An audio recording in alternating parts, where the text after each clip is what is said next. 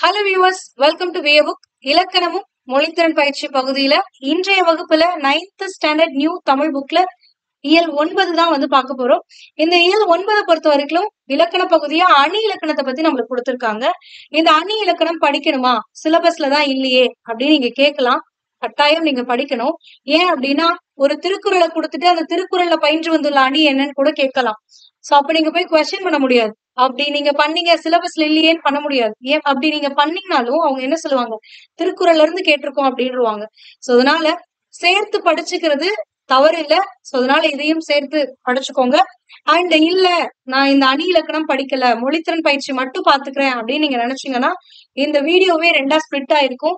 அதாவது time slot பாருங்க, கீழே ரெண்டா ஸ்பிளிட் ஆயிருக்கும். அதுல செகண்ட் பார்ட் உங்களுக்கு இந்த 9வது இயல்ல இருக்கக்கூடிய மொழித்திறன் பயிற்சிக்கான எக்ஸ்பிளனேஷன் கொடுத்திருக்கோம். ஃபர்ஸ்ட் பார்ட்ல இலக்கணம் எக்ஸ்பிளைன் பண்ணிருக்கோம்.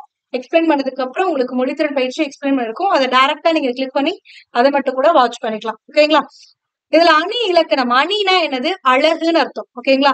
அணி இலக்கணம் அப்படின்னா என்னன்னா, ஒரு செயல எப்படி சொல்லாலையும் பொருளாலையும் அழகுபடுத்தணும் அப்படின்னு சொல்லக்கூடியதுதான் அணி இலக்கணம். வேற ஒண்ணுமே இல்லை. அணினா அழகுன்னு பொருள். ஓகேங்களா? அணிக்கு இரு பொருள் இருக்கு. ஒண்ணு அழகு, இன்னொன்னு அணிகள்ங்கிற பொருள் இருக்கு. இந்த இடத்துல அழகு அப்படிங்கிற பொருள்ல வந்திருக்கு. சோ இப்ப அழகு அப்படின்னா ஒரு செயலை எப்படி அழகுபடுத்தணும், எப்படி சொல்லால் அழகுபடுத்தலாம், எப்படி பொருளால் அழகுபடுத்தலாம் அப்படின்னு சொல்லக்கூடிய அந்த இலக்கணம் தான் அணி இலக்கணம். ஓகேங்களா? இந்த அணி இலக்கணத்துல நம்ம ஆல்ரெடி ஒரு சில அணிகள்லாம் பார்த்திருக்கோம். ஏகதேச உருவக அணி, ஓமை அணி, எடுத்துக்காட்டு ஓமை அணி, இல்பொருள் ஓமை அணி, இதெல்லாமே நம்ம 7th 8th படிக்கும் பொழுதே ஆல்ரெடி நம்ம இலக்கண பகுதியில பார்த்திருக்கோம். சோ இந்த 9th புக்ல நம்மளுக்கு எதை பத்தி கொடுத்திருக்காங்கன்னா, ஓமை அணி, உருவக அணி, பின்வரும் நிலை அணியில 3 கொடுத்திருக்காங்க. சொல் பின்வரு நிலையணி, பொருள் பின்வரு நிலையணி, சொற்பொருள் பின்வரு நிலையணி, அதுக்கடுத்து கடைசியா வஞ்ச புகழ்ச்சி அணியை பத்தி கொடுத்திருக்காங்க. இது எல்லாமே ரொம்ப ஈஸியான ஒண்ணுதான்.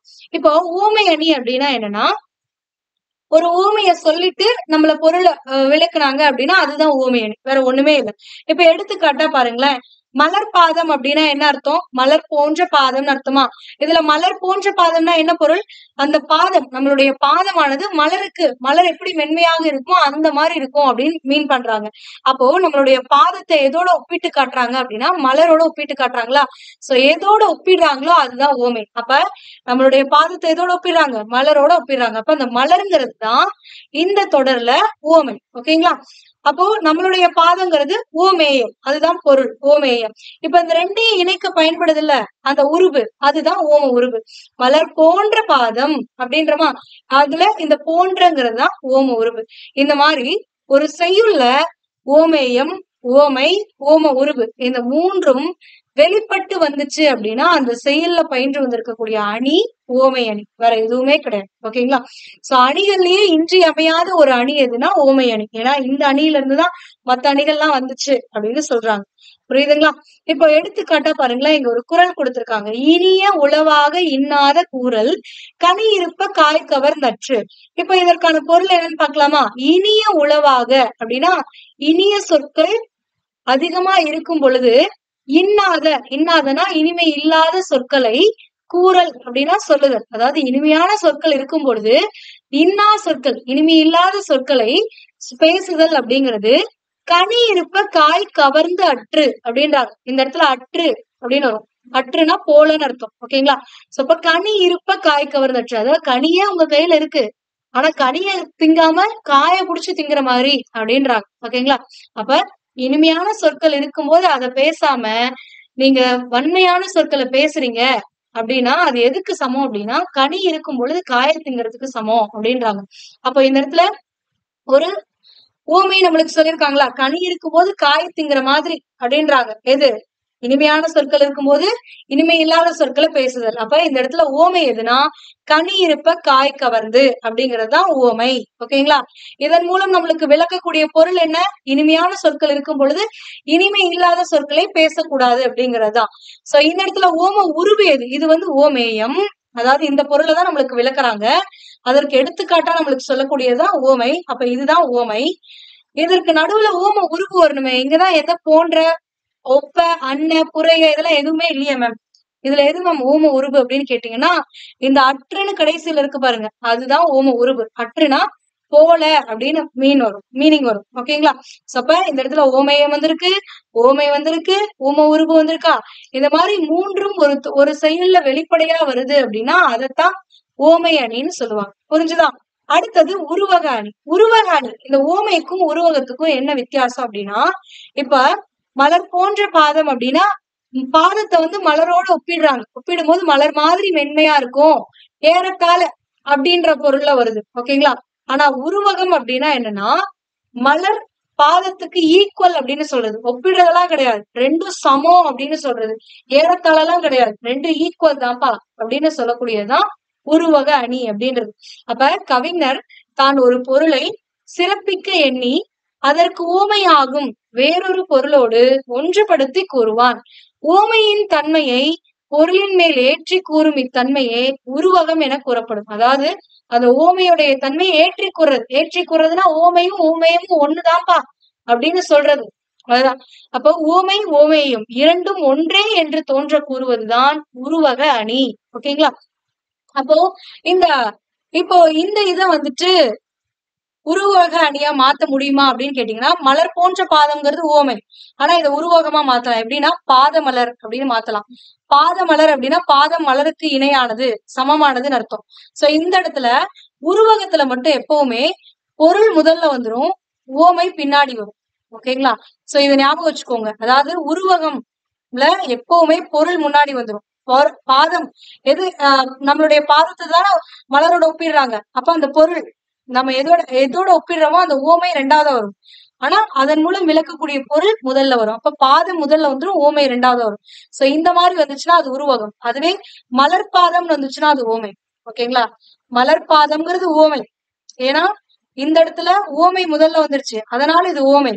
ஆனா பாத மலர்னு வந்துச்சுன்னா அது உருவகம். ஏன்னா பாதம் பொருள் முதல்ல வந்துருச்சு, ஊமை பின்னாடி சொல்றாங்கன்னா அது உருவகம். ஓகேங்களா? இப்ப இங்க ஒரு பாடல் கொடுத்திருக்காங்க பாருங்க. இன்சொல் விளை நிலமா ஈதலே வித்தா வன்சொல் கலை கட்டு வாய்மை எரு வட்டி அன்பு நீர் பாய்ச்சி அறக்கதிர் ஈன்றதோர் பைங்கூல் சிறுகாலை செய் அப்படின்றாங்க. அதாவது இதற்கான பொருள் என்னன்னா, இன்சொல் அப்படின்னா இனிமையான சொல்னு அர்த்தம். அப்ப இனிமையான சொற்களை விளை நிலமாக, அதாவது இனிமையான சொல் எப்படிப்பட்டதுன்றாங்க, விளை நிலத்தோட ஒப்பிடுறாங்க. ஓகேங்களா? அப்ப இன்சொல்ங்கிறது பொருள். இது எதோட ஊமைப்படுத்தி சொல்றாங்க, விளை நிலத்துக்கு சொல்றாங்க. அப்ப இது ஊமை. கரெக்டா வருதா? பொருள் அதுக்கப்புறம் தான் ஊமை வருதா? அப்ப இன்சொல்லை விளைநிலமாகும். ஈதல்னா கொடுத்தல். அப்ப ஈகைங்கிற அந்த பண்பை வித்தாகனா விதையாக, ஈதல்ங்கிற பொருள் தரக்கூடியதை எதோட ஒப்பிடுறாங்கன்னா விதையோட ஒப்பிடுறாங்க. அப்ப இது ஊமை. ஓகேங்களா? அடுத்தது வன்சொல் கலைக்கட்டு. வன்சொல் அப்படின்னா இனிமை இல்லாத அந்த கொடுஞ்சொற்கள் எதற்கு சமம் அப்படின்னா கலைக்கு சமம். ஒரு நிலத்துல, அதாவது ஒரு விளை நிலம் இனிமையான சொல்லுக்கு சமம். அந்த சொல்லுல ஈகை அப்படிங்கிற அந்த பண்பு அதுல போடுற விதைக்கு சமம். ஓகேங்களா? அந்த நிலத்துல போடக்கூடிய விதைக்கு சமம். வன் சொல் கடுமையான சொற்கள் அந்த விளை நிலத்துல வரக்கூடிய அந்த கலைகளுக்கு சமம். அப்படிப்பட்ட அந்த கலைகளை கட்டு அப்படின்னா நீக்கி, அந்த கலைகளை நீக்கி வாய்மை எருவட்டி. வாய்மை எருவட்டி அப்படின்னா வாய்மைனா உண்மை பேசுதல். சோ அப்படிப்பட்ட அந்த நிலத்திலே உண்மை பேசுதல்ங்கிற எருவை போட்டு அன்புங்கிற நீரை பாய்ச்சி. அன்பு நீர் அப்படின்னா அன்புங்கிறத நீருக்கு ஒப்பிட்டு சொல்றாங்க. அப்ப அன்புங்கிறது பொருள், நீருங்கிறது இந்த அன்புக்கு சொல்லக்கூடிய ஓமை. ஓகேங்களா? அன்பு நீர் பாய்ச்சி, அன்பு காட்டணும் அப்படிங்கறது நீர் பாய்ச்சுற மாதிரி, அந்த விளைநிலத்துக்கு எப்படி நீர் பாய்ச்சுவாங்களோ அந்த மாதிரி அன்பை காட்டி அறக்கதிர் அப்படின்னா அறம்ங்கிற அந்த விளை பொருளை கதிராக, அந்த விளைந்த கதிராக அந்த அறம்ங்கிற பொருளை ஈன்றதோர் பைங்கூல் சிறுகாலை செய் அப்படின்றாங்க. அதாவது இந்த அறம்ங்கிற கதிரை நீங்க ஈற்றெடுத்து அந்த பசுமையான பயிரை நீங்க செய்த வேண்டும். இதை இளமையிலேயே நீங்கள் இது எல்லாத்தையும் கடைபிடித்து செய்ய வேண்டும் அப்படின்னு சொல்றாங்க. ஓகேங்களா? சோ அப்ப இந்த பாடல்ல இன்சொல் அப்படிங்கறத எதற்கு ஒப்பிட்டுறாங்க, நிலத்திற்கு ஒப்பிடுகிறார்கள். இன்சொல் நிலமாக, ஈதல் வித்தாக, ஈதல்னா ஈகை பண்பு, ஈகை பண்பை விதையாகவும், வன்சொல் கலையாக. அடுத்து என்ன கொடுத்திருக்காங்க, வன்சொல் கலை வாய்மை எரு அப்படின்ட்டாங்க. அப்ப வன்சொல்லை கலையாகவும் வாய்மையை எருவாகவும், அன்பு நீர் பாய்ச்சி அப்படின்னா அன்பை நீராகவும், அறக்கதிர் அறத்தை கதிராகவும், அறத்தை அதில் விளையக்கூடிய அந்த பயிராகவும் உருவகப்படுத்தி இருக்கிறாங்க.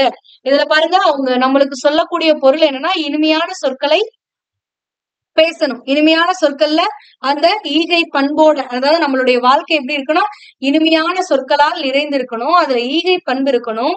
அதுல ஒரு சில நேரங்கள் அந்த களைச்செடி முளைக்கிற மாதிரி வன் சொற்கள் தென்படும். அதை நீக்கிட்டு என்ன பண்ணும், வாய்மைங்கிற அந்த உண்மைய எருவாக்க நம்மளுடைய வாழ்க்கையில போட்டு அன்புங்கிற நீரை பாய்ச்சி நம்மளுடைய வாழ்க்கையில பயிருங்கிற ஒரு அறக்கதிரை நாம் ஈன்றெடுக்க வேண்டும். அப்படிப்பட்டதுதான் வாழ்க்கை அப்படிங்கறது இந்த இடத்துல சொல்லியிருக்காங்க. அப்போ இந்த இடத்துல அந்த இனிமையான சொல், வன்மையான சொல், வாய்மை, அன்பு, இது எல்லாத்துக்கும் ஒரு ஒப்பீடு காட்டியிருக்காங்க. என்னன்னு, விளைநிலம், கலை, எரு, நீர்னு. ஓகேங்களா?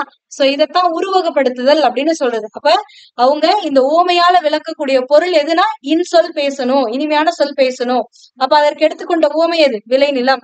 அப்ப இந்த பொருள் முதல்லயும் ஊமை இரண்டாவது வந்தா அது என்னது, உருவகம்னு சொன்னோமா. அப்ப இந்த பாடல்ல பயின்று வந்திருக்கக்கூடியது என்னன்னா உருவக அணி. ஓகேங்களா? அடுத்து பாருங்க, பின்வரு நிலையணி. பின்வரு நிலையணி அப்படின்னா என்னன்னா, ஒரு செயல்ல முன்னர் வந்த சொல்லு, அதாவது முன்னாடி ஒரே சொல் மீண்டும் மீண்டும் வர்றது, இல்லைன்னா முன்னாடி ஒரே பொருள் மீண்டும் மீண்டும் வர்றது. சோ அந்த மாதிரி வர்றதுதான் என்னன்னு சொல்லுவாங்கன்னா பின்வரு நிலையணி அப்படின்னு சொல்லுவாங்க. இந்த பின்வரு நிலையணி 3 வகைப்படும். முதல்ல என்னன்னா சொல் பின்வரு நிலையணி. சொல் பின்வருன்ட்டாங்க. அப்போ ஒரே சொல் திரும்ப திரும்ப வருது அப்படின்னா அதுதான் சொல் பின்வரு நிலையணி. அதாவது ஒரு செயல்ல ஒரே சொல் தான், ஆனா திரும்ப திரும்ப வரும், ஆனா வெவ்வேறு பொருள்ல வரும். ஓகேங்களா?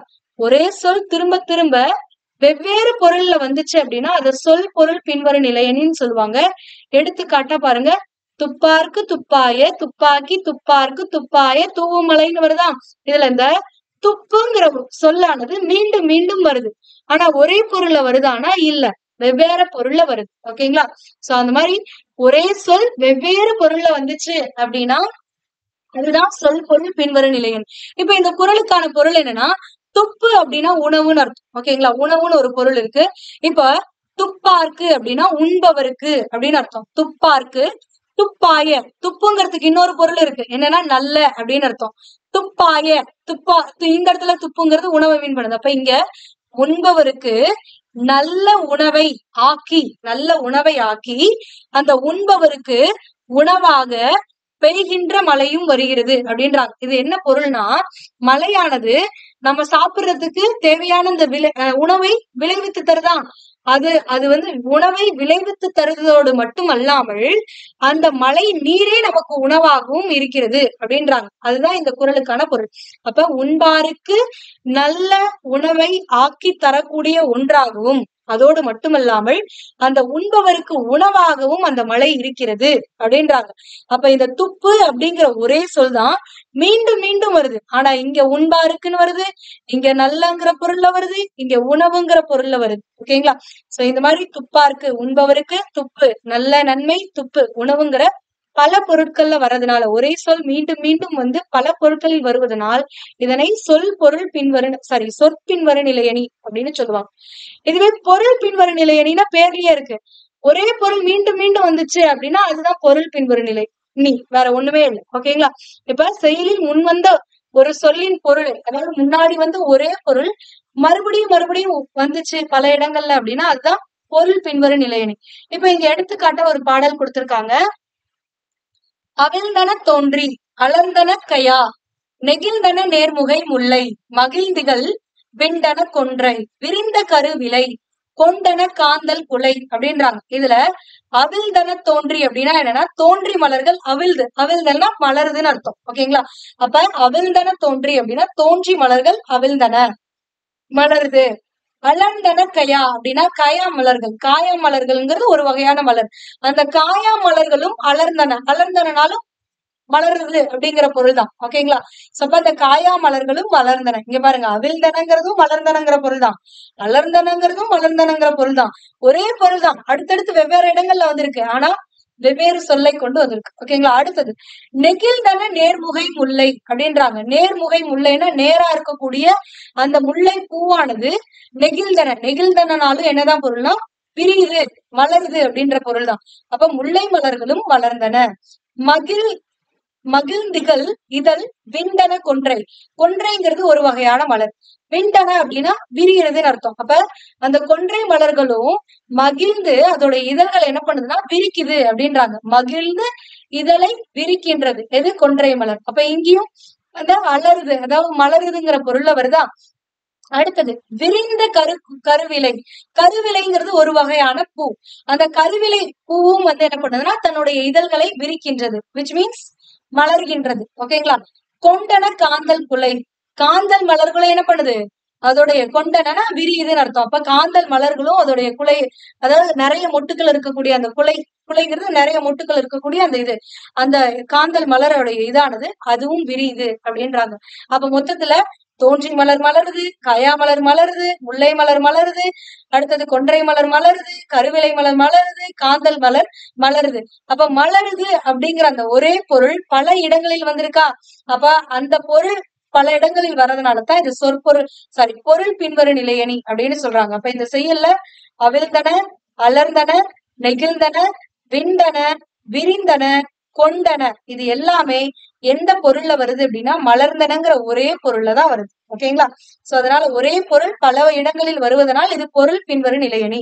அடுத்து பாருங்க, கேடில் விழிச்செல்வம் கல்வி ஒருவருக்கு மாடல்ல மற்றவை அவை அப்படின்றாங்க. கேடில் விழிச்செல்வம். கேடில் அப்படின்னா என்னது? கேடு அப்படின்னா கேடு, துன்பம்னு அர்த்தம். இல் அப்படின்னா இல்லாத அப்படின்னு அர்த்தம். அப்ப கேடு இல்லாத, விழுனா சிறப்புன்னு அர்த்தம். கேடு இல்லாத சிறந்த செல்வம் எது அப்படின்னா கல்விதான் ஒருவருக்கு அப்படின்றாங்க. அப்ப கேடு இல் விழு செல்வம் அப்படின்னா கேடு இல்லாத சிறந்த செல்வம் என்பது கல்விதான் ஒருவனுக்கு. மாடல்ல மற்றவை அவை. மற்றவை அவைனா மற்றவை எல்லாம். மாடல்ல, மாடு அப்படின்னா செல்வம் அல்ல அப்படின்னு அர்த்தம். அப்போ இந்த குறள்ல செல்வம் அப்படிங்கறது செல்வத்தை குறிக்குது. மாடல்ல மற்றவை அவைனா மற்றவை எல்லாம் செல்வம் அல்லங்கிறதா பொருள். அப்ப இந்த இடத்துல மாடுங்கிறது எந்த பொருள்ல தான் வருது? செல்வங்கிறதா குறிக்குது. அப்போ இந்த செய்யுள்ல ரெண்டு சொற்கள் ஆனா ஒரே பொருளை தருது. அப்ப ஒரே பொருள், இரு சொற்களுமே செல்வம் அப்படிங்கிற ஒரே பொருளைத்தான் குறிக்குது. அப்போ ஒரே பொருள் அடுத்தடுத்து வந்துச்சு, ஒரு செயல்ல அடுத்தடுத்து வெவ்வேறு இடங்கள்ல வருது அப்படின்னா அது என்னது? பொருள் பின்வரு நிலையணி. அப்ப இந்த குறள் பயின்று வந்திருக்கக்கூடிய அணி என்னன்னா பொருள் பின்வரு நிலையணி. ஓகேங்களா. அடுத்தது சொற்பொருள் பின்வரு நிலையணி. அதாவது சொல் மட்டும் திரும்ப திரும்ப வந்து வெவ்வேறு பொருள் தந்தா சொல் பின்வரு நிலையணி. அதுவே பொருள் வெவ்வேறு இடங்கள்ல வந்துச்சு அப்படின்னா அது பொருள் பின்வரு நிலையணி. இந்த ரெண்டு சேர்ந்து வந்துச்சு அப்படின்னா அதுதான் சொற்பொருள் பின்வரு நிலையணி. அதாவது முன்னர் வந்த சொல்லும் பொருளும் பின்னர் பல இடங்களில் சொல்லும் ரிப்பீட் ஆகும், பொருளும் ரிப்பீட் ஆகும். அப்படி ஆச்சுன்னா அதுதான் சொற்பொருள் பின்வரு நிலையணின்னு சொல்லுவாங்க. இப்ப எடுத்துக்காட்டா இங்க என்ன கொடுத்திருக்காங்கன்னா, எல்லா விளக்கும் விளக்கல்ல சான்றோருக்கு பொய்யா விளக்கே விளக்கு. இதுல விளக்கு அப்படிங்கிற அந்த ஒரே ஒரு சொல் மீண்டும் மீண்டும் வந்திருக்கு. அப்ப சொல் பின்வரு நிலையணி வந்திருக்கு. ஓகேங்களா. பொருள் வந்திருக்கான்னு பாருங்க. எல்லா விளக்கும் விளக்கல்ல. இங்கேயும் விளக்குனா அதே பொருள்லதான் வருது. இங்கேயும் விளக்குங்கிறது என்ன பொருள்? அதே பொருள்லதான் வருது. எல்லா விளக்கும் விளக்கு கிடையாது சான்றோருக்கு. சான்றோரை பொறுத்த வரைக்கும் பொய்யா விளக்கே விளக்கு. பொய்யா விளக்குனா மனதில் இருக்கக்கூடிய அந்த இருளை நீக்கக்கூடிய விளக்கு தான், அதுதான் பொய்யா விளக்கு. மனதில் இருக்கக்கூடிய அழுக்கை நீக்கக்கூடிய, அறியாமையை நீக்கக்கூடிய, அறியாமைங்கிற அந்த இருளை நீக்கக்கூடிய அந்த விளக்கு தான் விளக்கு அப்படின்றாங்க. அப்ப விளக்குங்கிறது அதே பொருள்லதான் எல்லா இடத்துலயும் வந்திருக்கு. ஓகேங்களா. அப்ப பொருளும் திரும்ப திரும்ப ஒன்றேதான் வந்திருக்கு, ஒரே சொல்லும் மீண்டும் மீண்டும் வந்திருக்கு. அப்ப சொல்லும் பொருளும் திரும்ப திரும்ப வர்றதுனால இது சொற்பொருள் பின்வரு நிலையணி. ஓகேங்களா. அடுத்தது எல்லாருக்கும் பிடிச்ச அணி அப்படின்னா இந்த வஞ்ச புகழ்ச்சி அணிதான். ஏன்னா நம்மளுடைய வாழ்க்கையில அடிக்கடி பயன்படுத்தக்கூடிய, பேசிட்டு இருக்கும் போது பயன்படுத்தக்கூடிய எதுவுமே இதுதான், இந்த வஞ்ச புகழ்ச்சி அணிதான். வஞ்ச புகழ்ச்சி அணி என்னன்னா ஒருவரை புகழ்ற மாதிரி இகழ்றது, இல்லைன்னா ஒருவரை பழிக்கிற மாதிரி புகழ்றது. இந்த ரெண்டுமே வஞ்ச புகழ்ச்சி அணிக்கு கீழேதான் வரும். இங்க எடுத்துக்காட்டா ஒண்ணு கொடுத்திருக்காங்க பாருங்க. தேவர் அணையர் கயவர் அவருந்தாம் மேவன செய்து ஒழுகலான் அப்படின்றாங்க. அதாவது தேவர் அணையர், அணையர்னா ஒன்று அப்படின்னு அர்த்தம், ஒப்பு அப்படின்னு அர்த்தம். ஓகேங்களா. தேவர் அணையர் கயவர், கயவர்களும் தேவர்களும் ஒரே மாதிரிதான், ஒப்பானவர்கள் தான், ஒப்பானவர்கள், ரெண்டு பேரும் ஒண்ணுதான் அப்படின்னு சொல்றாங்க. தேவர்கள்ங்கிறவங்க மேற்குணம் கொண்டவர்கள், ஆனா கயவர்கள் கீழ்குணம் கொண்டவர்கள்.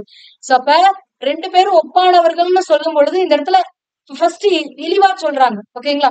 சோ அதான் அப்போ தேவர்களும் கயவர்களும் ஒப்பானவர்கள், அவரும் தான், அதாவது தேவர்கள் என்ன பண்றாங்கன்னா அவரும் தாம் மேவன செய்தொழுகலான். மேவன செய்தொழுகலான் அப்படின்னா என்னன்னா கயவர்கள் மாதிரி நினைச்சது எல்லாத்தையும் அடையணுங்கிறதுக்காக தேவையில்லாத செயல்களை எல்லாம் செய்து ஒழுகலான், செய்ய மாட்டார்கள் அப்படின்னு சொல்லி வேறுபடுத்தி காட்டிட்டாங்க.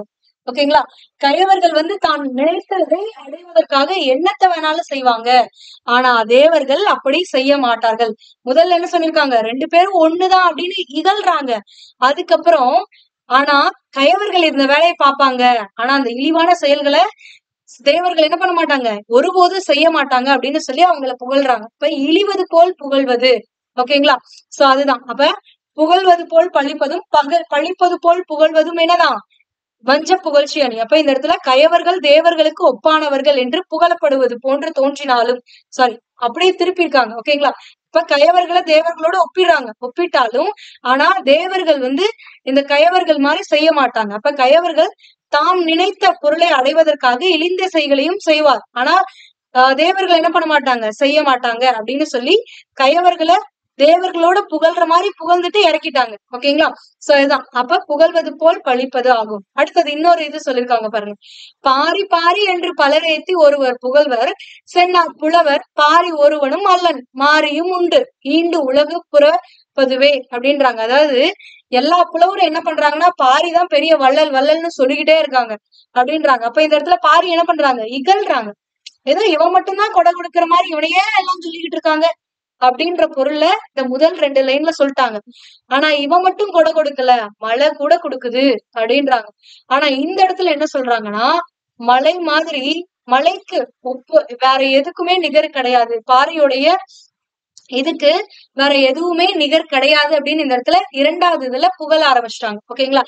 சோ அப்ப புலவர் பலரும் பாரி ஒருவனே அப்படின்னு புகழ்கின்றனர். பாரி ஒருவன் மட்டுமே கைமாறு கருதாமல் கொடுக்கின்றான் அப்படின்றாங்க. ஆனா அப்படியா, மழையும் தான் கைமாறு கருதாமல் கொடுத்து இந்த உலகத்தை புறக்கிறதுனா காக்கிறது அப்படின்றாங்க. அப்போ இந்த இடத்துல முதல்ல இவன் மட்டுமா கொடுக்குறான் அப்படின்ற மாதிரி பழிக்கிறாங்க. ஆனா அடுத்ததுல என்ன பண்ணிட்டாங்க, மழை இவருக்கு நிகர் வேற யாருமே கிடையாது அப்படின்ற, மழையே கொடுத்தா கூட மழையை விட இவனை ஒப்பிட்டு காட்டுறாங்க. அப்படிங்கும் பொழுது அவன் உயர்ந்தவன் அப்படின்றத புகழ்றாங்க. ஓகேங்களா? அப்ப பழிப்பது போல் புகழ்ந்திருக்கிறார்கள். இது பாரியை இகழ்வது போல தோன்றினாலும் பாரிக்கு நிகர் கொடுப்பார் எவரும் இல்லை என புகழ்கிறது. அப்ப புகழ்வது போல் பழிப்பதும் பழிப்பது போல் புகழ்வதும் என்னது, வஞ்ச புகழ்ச்சி அணி. ஓகேங்களா? அடுத்தது இந்த மதிப்பீடு இமயத்து கோடு உயர்த்தன்ன இவ்வடியில் அடிக்கோடிட்ட சொல்லின் பொருள் யாது? கோடுங்கிறதுக்கான பொருள் என்னது, மலை உச்சி. ஓகேங்களா? அடுத்தது கேடில் வினை செல்வம் கல்வி ஒருவருக்கு மாடல்ல மற்றவையவை. இங்க செல்வம் மாடு ரெண்டுமே ஒரே பொருள்ல வருது. அப்ப பொருள் பின்வரும் நிலையணி. மொழியை ஆல்பம் பகுதி, மொழியை ஆல்பம்ல இங்க பாருங்க மொழிபெயர்க்க கொடுத்திருக்காங்க. மொழிபெயர்க்க இங்க ஒரு பாசேஜ் கொடுத்திருக்காங்க. இது இங்கிலீஷ்ல கொடுத்திருக்காங்க. இதை தமிழ்ல ஒரு வாட்டி படிச்சு பார்த்துக்கோங்க. ஏன்னா இங்க இருக்கக்கூடிய ஆங்கில சொற்களை கொடுத்து கூட கலை சொற்கள்ல கேட்கலாம். அதனால a deer, a turtle, a crow and a rat were friends. அதாவது ஒரு மானு, ஒரு ஆமை, ஒரு காகம், ஒரு எலி இதெல்லாம் ஃப்ரெண்டா இருக்கான். One day the deer was caught in a hunter's trap. Hunter அப்படின்னா வேடன் அர்த்தம். அப்போ ஒரு நாள் என்ன ஆகுதுன்னா, அந்த மான் வந்து அந்த வேடனுடைய டிராப்னா அவன் விரிச்ச வலைன்னு அர்த்தம். சோ அவன் விரிச்ச வலையில மாட்டிக்கிச்சு. Friends made a plan to save him. அப்ப அந்த 4 பேரும் சேர்ந்துதானே ஃப்ரெண்டா இருக்காங்க. அப்ப அந்த நண்பர்கள் என்ன பண்றாங்கன்னா ஒரு பிளான் பண்றாங்க. பிளான்னா திட்டம். எதுக்கு? டு சேவ் ஹிம்னா அந்த மான காப்பாத்துறதுக்கு ஒரு திட்டம் வகுக்கிறாங்க. According to the plan the deer lay motionless as if it were dead. ஓகேங்களா? சோ அவங்களோட பிளான் படி அந்த டீர் என்ன பண்ணும், அந்த மான் என்ன பண்ணும்னா மோஷன்லெஸ் அப்படின்னா அசைவு இல்லாம செத்த மாதிரி நடிக்கணும். ஓகேங்களா? இஃப் இட் வேர் டெட், அது டெட் செத்து போயிட்டா எப்படி அசைவு இல்லாத இருக்குமோ அந்த மாதிரி அசைவு இல்லாம நடிக்கணும். அடுத்தது the crow sat on the deer and started poking. அப்போ அதே நேரத்துல அந்த crow என்ன பண்ணும், சாட் ஆன் த டீர் அப்படின்னா அந்த மான் மேல உட்காந்துட்டு ஸ்டார்டட் போக்கிங்னா கொத்துறது.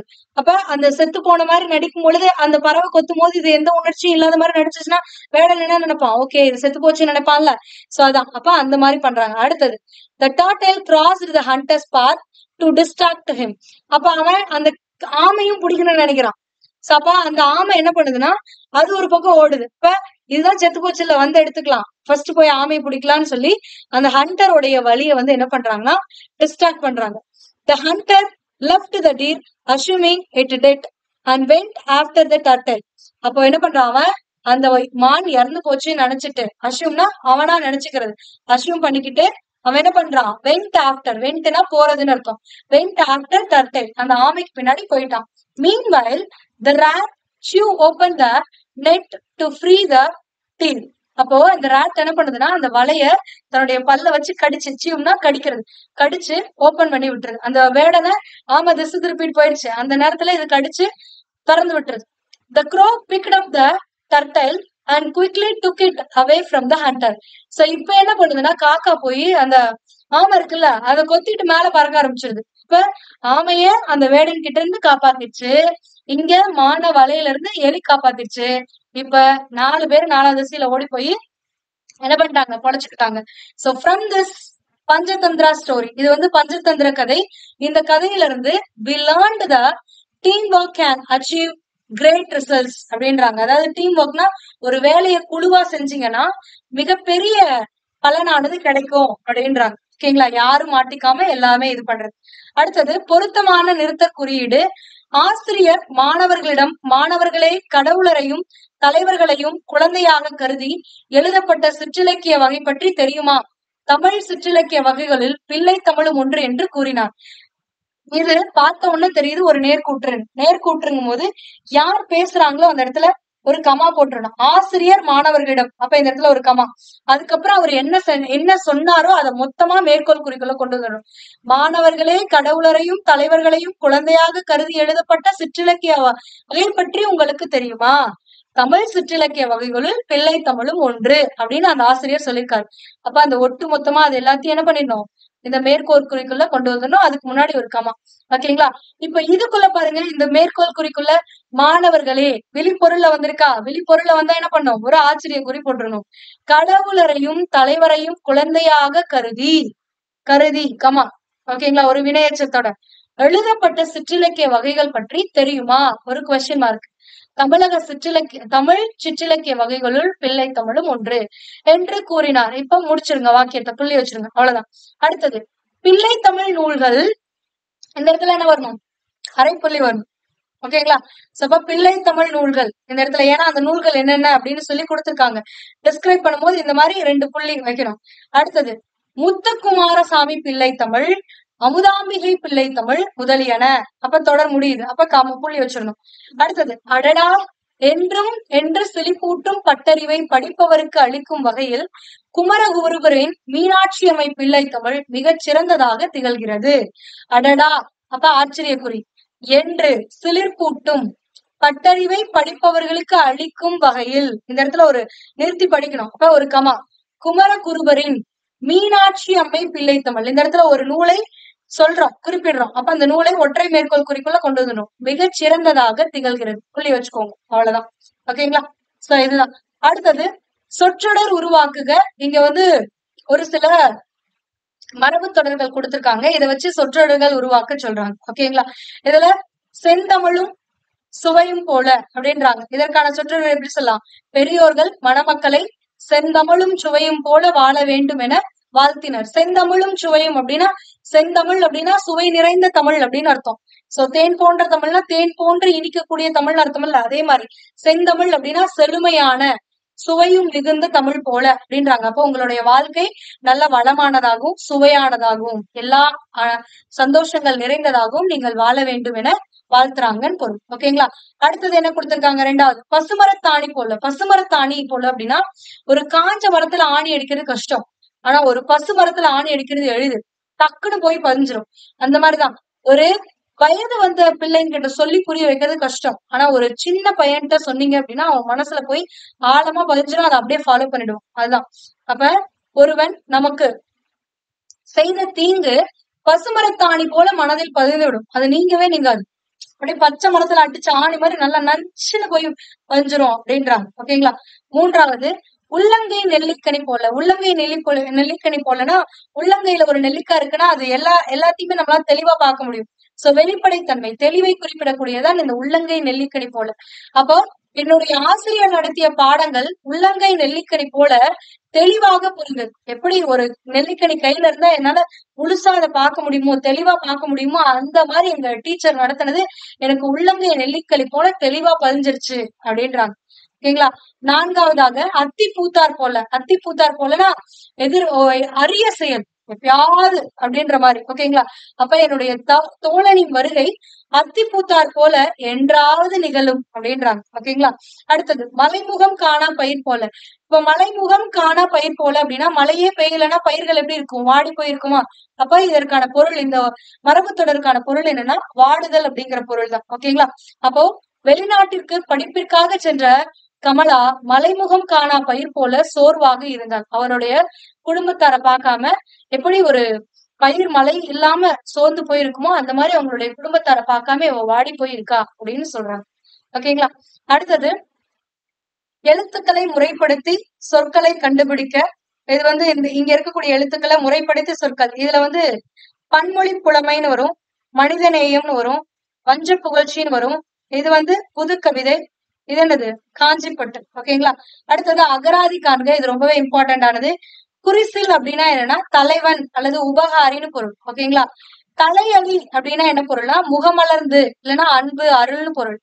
நயம் அப்படின்னா விருப்பம். இது ரொம்ப இம்பார்ட்டன்ட். நயம்னா விருப்பம். ஓகேங்களா?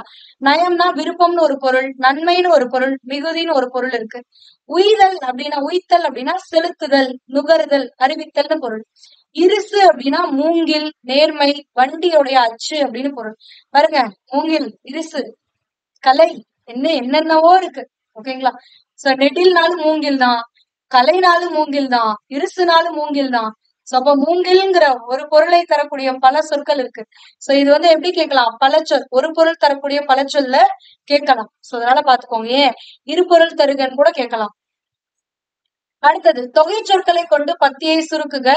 சேர சோழ பாண்டியர் இது என்னன்னு சொல்லலாம்? மூவேந்தர்கள்னு சொல்லலாம். அரசர்களிடம் யானைப்படை, குதிரைப்படை, தேர்ப்படை, தரைப்படை ஆகியன இருந்தன. நாற்படைகளும் இருந்தன. அவர்கள் மாப்பலா வாழை, முக்கணி ஆகிய கனிகளுடன் விருந்தோம்பல் செய்தனர். கிழக்கு மேற்கு வடக்கு தெற்கு நாற்றிசை ஆகிய திசைகளிலும் அவர்கள் ஆட்சி புகழ் பரவி இருந்தது. தமிழகத்தின் குறிஞ்சி, முல்லை, மருதம், நெய்தல் ஆகிய நிலங்களில் உள்ள புலவர்கள் அரசர்களை இம்மையிலும் மறுமையிலும் வாழ்கவென்று வாழ்த்தினர். ஆக்சுவலா இது ஐவகை நிலம் கிடையாது, நானிலம்னு சொல்லுவாங்க. குறிஞ்சி, முல்லை, மருதம், நெய்தல நானிலம்னு சொல்லுவாங்க. ஓகேங்களா? 5மே இருந்துச்சுன்னா அது ஐவகை நிலம்னு சொல்லுவாங்க. ஆனா இந்த இடத்துல 4 தான் இருக்கும், பாலை இருக்காது. பாலை இல்லாம இருக்கக்கூடியதை நானிலம்னு சொல்லுவாங்க. ஓகேங்களா? அடுத்தது வினை பகுதிகளை எச்சங்களாகவும் முற்றாகவும் மாற்றுக. இது ரொம்ப இம்பார்ட்டன்ட். இது நம்மளுடைய சிலபஸ்ல இருக்கக்கூடியது. ஏன்னா ஒரு வினை பகுதியை கொடுத்துட்டு எச்சமாகவும் முற்றாக மாற்ற சொல்லலாம். வினை முற்றாக எழுதுன்னு சொல்லலாம். பூங்கொடி நேற்று பள்ளிக்கு சென்றார். வினை முற்று. தன் தோழிகளை கண்டு வினை எச்சம்.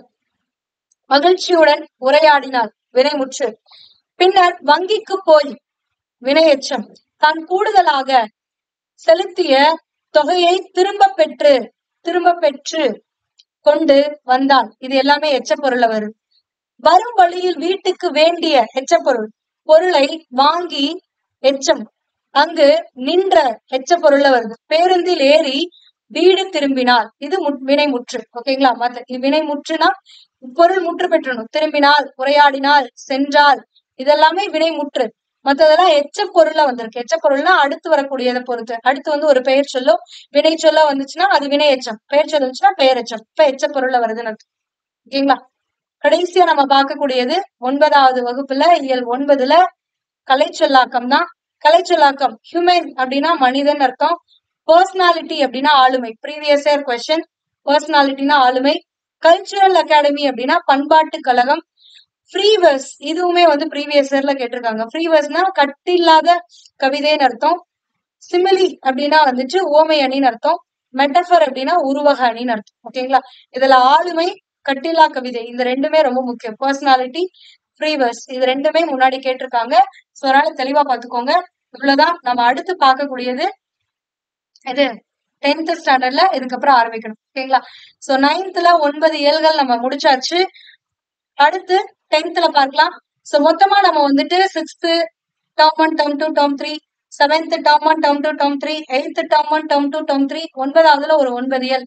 மொத்தமா ஒரு 36 இயல்கள்ல இருக்கக்கூடிய இலக்கணம் மொழித்திறன் பயிற்சியை நம்ம பார்த்தாச்சு.